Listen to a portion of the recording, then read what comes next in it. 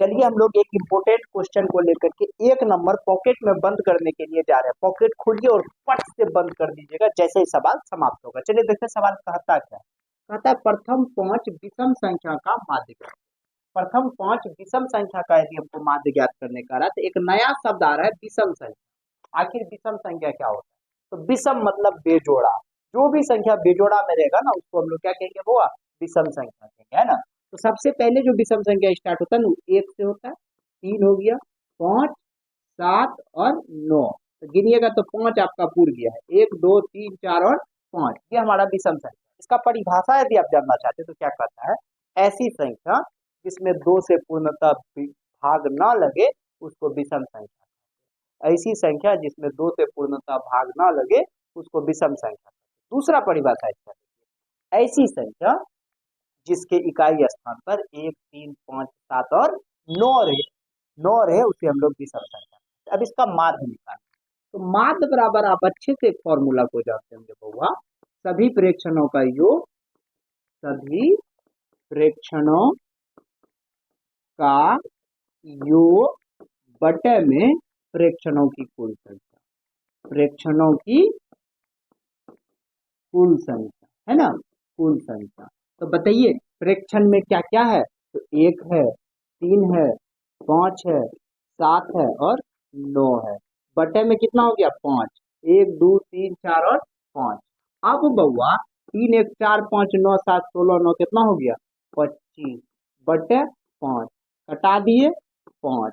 तो प्रथम 5 विषम संख्याओं का माध्य, प्रथम 5 विषम संख्याओं का माध्य 5 होता है। ये हम लोगों को पता चल गया। पट से जेबी को लॉक कीजिए और एक नंबर एग्जाम में उठा कर जाइए। कोई दिक्कत हुआ क्या?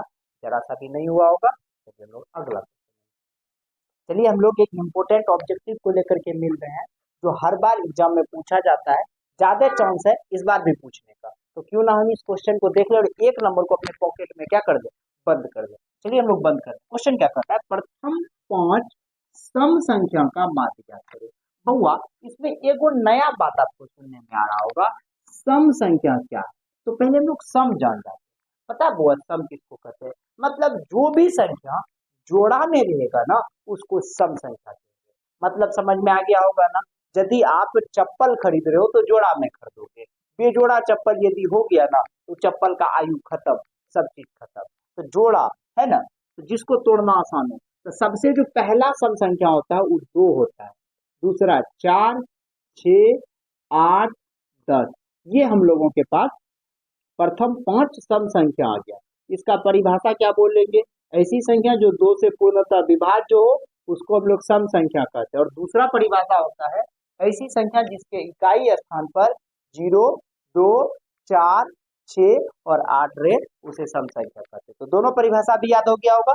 अब देखिए इसका हमको माध्य निकालना है। तो माध्य कैसे निकालते हैं हम लोग? तो सबसे पहले क्या करते हैं? सभी प्रेक्षणों का योग बटे कुल संख्या। तो सभी प्रेक्षणों क्या लिखेंगे? सभी प्रेक्षणों का योग बटे प्रेक्षणों की कुल संख्या। प्रेक्षणों की कुल संख्या। बहुआ सभी प्रेक्षण में कौन कौन है? 2 + 4 + 6 + 8 + 10 बटे काय गो प्रेक्षण हुआ? 1 2 3 4 और 5। 4 2 6 6 12 8 20 10 30 बटे 5। 5 6 के 30। 6 इसका क्या हो गया बउआ? प्रथम 5 संख्या का क्या हो गया? माध्य हो गया। प्रथम 5 सम संख्या का माध्य कितना हो गया? 6 हो गया। शायद आप इस क्वेश्चन को अच्छा से और आसानी पूर्वक समझ गए होंगे। एक नंबर अपने पॉकेट में बंद कर लीजिए। कोई दिक्कत हुआ क्या? जरा सा भी दिक्कत नहीं हुआ होगा। अब हम लोग अगला क्वेश्चन में मिलेंगे, है ना। चलिए आज हम लोग एक इंपोर्टेंट क्वेश्चन को करने के लिए जा रहे हैं जो हर बार क्वेश्चन पूछा जाता है। ऑब्जेक्टिव में इस टाइप का एक सवाल आपको देखने को मिलेगा। क्वेश्चन क्या कह रहा है? कहता है प्रथम 5 प्राकृत संख्याओं का माध्य ज्ञात करें। आपको 2 बात यहाँ पे याद रखना और खटाखट इसका जवाब देना। सबसे पहले माध्य। पता है माध्य का एक और नाम होता है बउआ, माध्य का दूसरा नाम होता है औसत। माध्य का दूसरा नाम क्या होता है? औसत। यानी आपको माध्य के या औसत के बनाना इसी प्रकार से। तो माध्य बराबर एक फॉर्मूला होता है, आपको याद रखना पड़ेगा, सभी प्रेक्षणों का योग बटे कुल संख्या। देखिए ये आपको याद रखना पड़ेगा, कुल संख्या। जब भी आप माध्य बनाइएगा ना तो आपको ये फॉर्मूला याद रखना ही पड़ेगा हर हाल में। क्या है फॉर्मूला? सभी प्रेक्षणों का योग बटे कुल संख्या। और माध्य का दूसरा नाम क्या होता है बउआ? औसत होता है। दोनों बात याद हो गया होगा। अब यहाँ पे देखिए, यहाँ प्रेक्षण कौन है? 5 प्राकृत संख्या। प्रथम मतलब शुरू से, जहां से स्टार्ट होता है। तो पहला गिनती की संख्या को प्राकृत संख्या कहते हैं। तो 1 क्या है बउआ? प्राकृत है। 2 क्या है? प्राकृत है। 3 क्या है? प्राकृत है। 4 क्या है? प्राकृत है। और 5 क्या है? प्राकृत है। गिनिए, 5 हो गया। 1 2 3 4 और 5। क्या कहा? सभी प्रेक्षणों का। अब हमको निकालना क्या है? इसका माध्य। तो माध्य बराबर क्या होता है फॉर्मूला? सभी प्रेक्षणों का योग। जितना प्रेक्षण है इसको जोड़िए, 1 + 2 + 3 + 4 + 5 बटे कुल संख्या, यानी प्रेक्षणों की कुल संख्या। एक चीज आप जोड़ सकते हैं, प्रेक्षणों की कुल संख्या। किसका संख्या? प्रेक्षणों की कुल संख्या। काय को प्रेक्षण हुआ? 1 2 3 4 और 5। कोई दिक्कत हुआ बउआ? तो 2 1 3 3 6 6 4 10 10 5 15 हो गया। कितना हो गया? 15 हो गया। अब बटन कितना हो गया? 5 5 दिया, कितना हो गया? 15। आंसर कितना निकल करके आ गया? 3। यानी कि प्रथम 5 प्राकृत संख्याओं का जब माध्य कहेगा ना तो उसका आंसर निकल करके आएगा 3। और इस बार ऑब्जेक्टिव में क्वेश्चन एगो रहेगा हर हाल में, है ना। चलिए हम लोग दूसरा क्वेश्चन को देखेंगे। रुक दो। देखिए आज हम लोग एक इंपॉर्टेंट ऑब्जेक्टिव को करने जा रहे हैं, जो क्वेश्चन पूछने का काफी चांस और इस बार पूछा जाएगा, है ना। तो क्वेश्चन क्या कहता है, हम लोग उसको देखते हैं। कहता है प्रथम 5 पूर्ण संख्या का माध्य ज्ञात करें। आपको हम पिछले वाले वीडियो में बताए थे माध्य का फॉर्मूला। पता है वो माध्य का फॉर्मूला होता है सभी प्रेक्षणों का योग बटे कुल संख्या। ये आपको हमेशा याद रखना। फिर से हम एक बार रिपीट कर रहे हैं, माध्य बराबर होता है सभी प्रेक्षणों का योग बटे प्रेक्षणों की कुल संख्या, है ना। तो सबसे पहले इसमें 2 बात जानना। माध्य का फॉर्मूला हम लोग जानते हैं, पता है, सभी प्रेक्षणों का योग बटा कुल संख्या प्रेक्षणों की, है ना।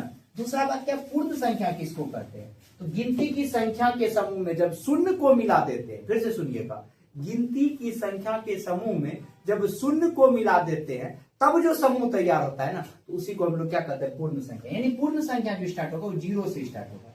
0 1 2 3 और 4। अब आप गिनिए, यहाँ पे 5 भूल जाओगे क्योंकि हमको प्रथम 5 कहा था। 1 2 3 4 और 5 हो गया ना। और इसका फॉर्मूला तो हम लोगों को पता है ना, माध्य बराबर क्या होता है। माध्य बराबर हम लोग अच्छे से जानते हैं, सभी प्रेक्षणों का योग, सभी प्रेक्षणों का योग बटे प्रेक्षणों की कुल संख्या, प्रेक्षणों की कुल संख्या, है ना। सभी प्रेक्षणों की क्या हुआ? कुल संख्या। एकदम ये वाला बात आपको हमेशा याद रखना है, कोई दिक्कत नहीं होगा आप लोगों को सवाल में, है ना। तो प्रेक्षण क्या क्या है बउआ? तो यहाँ देखिएगा, 0 है, 1 है, +2 है, +3 है, +4 है, बटे 1 2 3 4 और 5।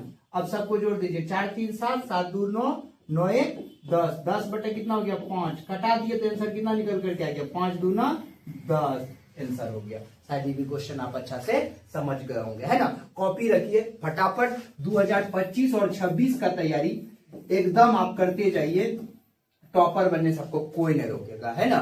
इसलिए एकदम कस के हुमच करके पढ़िए। इंपोर्टेंट क्वेश्चन को करने जा रहे हैं जिसका 1 मार्क्स का क्वेश्चन 100% गारंटी है, जो इस बार 2026 के एग्जाम में पूछा जाएगा, है ना। क्वेश्चन क्या कह रहा है? प्रथम 5 अभाज्य संख्या का माध्य ज्ञात करें। तो हम लोगों को सबसे पहले समझना अभाज्य संख्या आखिर है क्या। देखिए बड़ा आसानी से आपको बताएंगे अभाज्य संख्या। अभाज्य का मतलब होता है जिसके पास 2 गो बच्चा हो उसको अभाज्य संख्या कहते हैं। मतलब कि जिसमें 2 गो संख्या से भाग लगेगा उसको अभाज्य कहते हैं। एग्जाम्पल 4, जैसे आप बढ़िया से समझिए, 2 है, इसमें एगो 1 से भागा लगेगा और 2 से भागा लगेगा। इसके अलावा किसी भी संख्या से इसमें भागा लगाइएगा ना तो भागा नहीं लगेगा। अभाज्य संख्या ऐसी संख्या को कहते हैं जिसका केवल और केवल एक और खुद गुणनखंड हो, इसके अलावा कोई गुणनखंड ना हो, उसको हम लोग अभाज्य संख्या कहते हैं। लेकिन कम से कम 2 गुणनखंड होना अनिवार्य है। अब एक को लीजिएगा तो इसका एक ही गुणनखंड है एक, इसलिए यह अभाज्य कभी भी नहीं होता है। तो पहला 2 हो गया, दूसरा 3 हो गया, तीसरा 5 हो गया, फिर 7 हो गया, 9 नहीं होगा, 11 हो गया। ये मेरा 5 अभाज्य संख्या हो गया। प्रथम 2 3 5 7, 2 3 5 7 11, 9 नहीं लिए। कहिएगा सर 9 क्यों नहीं लिए? तो 1 से लगेगा, 9 से लगेगा, 3 से लगेगा, इसका फैक्टर हो गया 3, मोर देन 2 फैक्टर, 2 से तो ज्यादा हो गया, इसलिए कभी भी अभाज्य गुणनखंड क्या कहता है, अभाज्य संख्या नहीं होगा। अब इसका माध्य निकालना है हम लोगों को, और माध्य का फॉर्मूला पढ़ते आए हैं, सभी प्रेक्षणों का योग, सभी प्रेक्षणों का योग बटे प्रेक्षणों की कुल संख्या, प्रेक्षणों की कुल संख्या है ना, कुल संख्या। बउआ देखिए सभी प्रेक्षणों का योग, प्रेक्षण कौन सब है? तो 2 है, 3 है, 5 है, 7 है और 11 बटे काय गो प्रेक्षण की संख्या हुआ 1 2 3 4 और 5, सबको जोड़िए 11 7 18 5 23 3 26 2 28 बटे 5। अब इसको कटा दीजिएगा ना, 5 25 3 5 यानी 5.6 इज द करेक्ट। समझ गए कि नहीं समझ गए? बस इसमें अभाज्य संख्या कैसे निकाले? तो जिसका 2 फैक्टर कम से कम और ज्यादा से ज्यादा 2 फैक्टर हो उसको अभाज्य संख्या कहते हैं ना। तो पहला क्या निकल करके आया 2, दूसरा 3, तीसरा 5, चौथा 7 और 11, ये हो गया। और माध्य बराबर फॉर्मूला हम लोग जानते हैं, सभी प्रेक्षणों का योग बटे प्रेक्षणों की कुल संख्या। तो सब प्रेक्षण को जोड़ दिए बटे उसका जो टोटल नंबर था उससे उसमें डिवाइड कर दिए तो कट करके आया 5.6, और ये हो गया इसका क्या, इसका माध्य हो गया। कोई दिक्कत हुआ क्या? चलिए हम लोग अगला